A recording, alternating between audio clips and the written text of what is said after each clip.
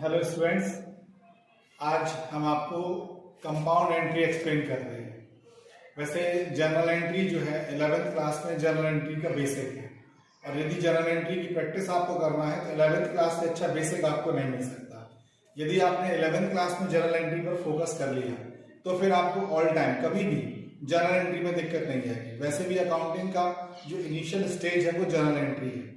Steps of accounting में सबसे पहले जनरल आता है, फिर लेजर आता है, उसके बाद ट्रायल बैलेंस होता है, फिर होता है फाइनल अकाउंट। वैसे तो general entry BCom first year में भी है, बट अगर आपने 11th में जनरल एंट्री अच्छे से नहीं की है तो उसके बाद आप बीकॉम फर्स्ट ईयर में उतना अच्छे से एंट्री में फोकस नहीं कर सकते हैं। तो जो एंट्री अभी हम आपको एक्सप्लेन करने वाले हैं, उस एंट्री को एक्सप्लेन करने के पहले मैं आपको ये बता दूं कि जनरल एंट्री हम जब भी करते हैं तो एंट्री का जो नेचर होता है वो डिपेंड करता है नेचर ऑफ अकाउंट्स पे।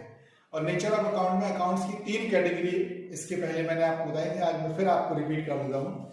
जब भी हम एंट्री करते हैं सबसे पहले नेचर ऑफ अकाउंटिंग देखना चाहिए हमको। जो एंट्री हम करने वाले हैं उसमें कौन कौन से नंबर ऑफ अकाउंट्स जो है यूज हुए हैं।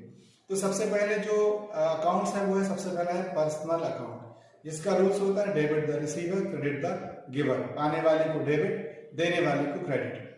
दूसरा होता है आपका all incoming debit, all outgoing credit. सभी प्राप्तियों को डेबिट करते हैं और जो व्यापार से जाता है, मतलब जो व्यापार में आती हैं जो वस्तुएं, उन्हें हम डेबिट करते हैं और जो जाती हैं उन्हें क्रेडिट करते हैं। Incoming debit, outgoing credit. तीसरा है नॉमिनल अकाउंट। नॉमिनल अकाउंट का रूल्स होता है all expenses losses debit, all income gain credit. तो देखिए अभी जो एंट्री आपके सामने बोर्ड पे दिख रही है, इसमें अगर आप देखें तो इस एंट्री में आपके तीनों अकाउंट इन्वॉल्व है। पर्सनल भी है क्योंकि मिस्टर राम का यूज हो रहा है, रियल अकाउंट है क्योंकि परचेस है और कैश है, और नॉमिनल अकाउंट का भी यूज इसमें हो रहा है क्योंकि यहाँ पर क्या है, डिस्काउंट है।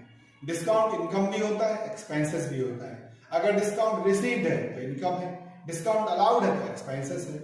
यहाँ पर ये जो एंट्री आपको सामने बोर्ड पर दिख रही है, इसका जो नेचर है वो ये है, purchase goods from Ram ₹20,000, 10% trade discount, 10% cash discount, but only 50% paid in cash. Again, Ram से माल खरीदा 20,000 रुपए, जिस पर 10% व्यापारिक बट्टा, 10% नगद बट्टा, 50% राशि का ही भुगतान किया गया। अब इस एंट्री में कैश भी है, क्रेडिट भी है, ट्रेड डिस्काउंट भी है, कैश डिस्काउंट भी है। ठीक है, ये सारे पर्टिकुलर एडजस्टमेंट एक एंट्री में हमको अप्लाई करना है। तो एंट्री जो हम इसको सॉल्व करेंगे, सबसे पहला सिंपल सा लॉजिक है, सभी को पता होगा कॉमर्स के अगर आप स्टूडेंट हैं, कि नॉर्मली जब हम परचेस की एंट्री करते हैं तो एंट्री होती है purchase account debit to Ram अगर क्रेडिट है, टू कैश अगर कैश है। ठीक है, तो एंट्री यहाँ पर क्या होगी, क्योंकि यहाँ पर कैश भी है, क्रेडिट भी है, ट्रेड डिस्काउंट भी है, कैश डिस्काउंट भी है।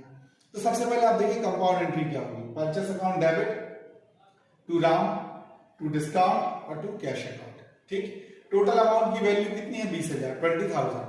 आफ्टर अप्लाई 10% ट्रेड डिस्काउंट, 20,000 का 10% हम माइनस करते हैं तो इनिशियली जो स्टेज होगी एंट्री की बिगिनिंग वो होगी माइनस करने के बाद 18,000 से लेस करेंगे 10% of 20,000, 2,000 rupees subtract from 20,000 is equal to 18,000 rupees debit purchase account. अब 50% क्या है इसमें, पेड है, और 50% क्या है, आउटस्टैंडिंग है। मतलब 50% क्या है, बकाया है। तो जो आउटस्टैंडिंग है मतलब क्रेडिट है, वो राम के सामने आ गया। 50% ऑफ 18,000 रुपीज 9,000, ये आपका क्या है, अनपेड है, तो ये हो गया आपकी क्रेडिट एंट्री। आधी एंट्री आपकी सॉल्व होगी। क्या सॉल्व होगी आपकी, purchase account debit to Ram, 50% non paid, right. अब रिमेनिंग 50% जो है उस पर 10% कैश डिस्काउंट है, तो रिमेनिंग 50% कितना हुआ, 18,000 का 50% 9,000, रिमेनिंग 50% भी कितना हुआ, 9,000। तो जो आपने पेमेंट किया है उस पर 10% आपको कैश डिस्काउंट देना है। तो पेमेंट कितना किया आपने, 10% डिस्काउंट माइनस करने के बाद, तो 10% डिस्काउंट कितना होगा, 900 रुपीज। 900 रुपीज आपका कैश डिस्काउंट हो गया आपका। ठीक, इसके बाद आपने पेमेंट किया after charging cash discount 8100 rupees. तो फाइनली आपकी जो एंट्री होती है, आपको यहाँ पर डिस्काउंट मिला है कैश पेमेंट पर 900 रुपीज, आपने पेमेंट किया है कितना, 8100 रुपीज। हाँ, आपको और अच्छे समझना है तो आप ऐसा भी समझ सकते हो कि 9,000 इंटू 10% ये आपका कैश डिस्काउंट है। ठीक, जो आपको 50% पेड इन कैश पर मिला हुआ है। हाँ, यहाँ पर कितना पेमेंट किया है, 9,000 rupees minus 10% cash discount ₹900। So finally paid rupees 80,100 rupees. So in this particular journal entry, number of 3 account apply as compound entry. First, purchase account, real account से related है ये. RAM account, personal account से related है. Discount account, nominal account से. ध्यान रखना है आप लोगों को ये particular journal entry.